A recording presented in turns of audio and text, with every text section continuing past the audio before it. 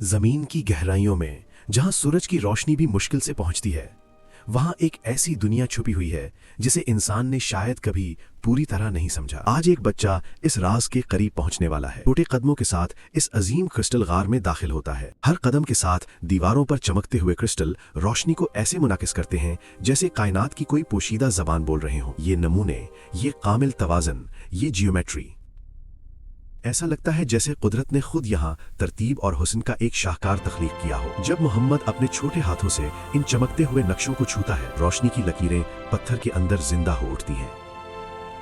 क्या ये सिर्फ कुदरती अमल है या फिर इसमें कोई गहरी हिकमत छुपी है? The realisation.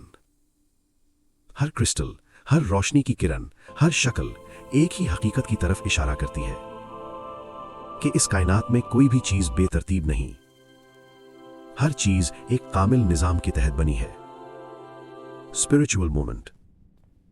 और शायद इसी निजाम में खालिक की हिकमत की झलक छुपी हुई है। एक बच्चा, एक गार और एक खामोश लम्हा, लेकिन इस खामोशी में कायनात की सबसे बड़ी हकीकत गूंज रही है। कुदरत की खूबसूरती सिर्फ आंखों के लिए नहीं होती, वो दिल को भी एक पैगाम देती है कि जब इंसान गौर से देखे तो हर पत्थर, हर रोशनी और हर नमूना खालिक की लामहदूद हिकमत की निशानी बन जाता है।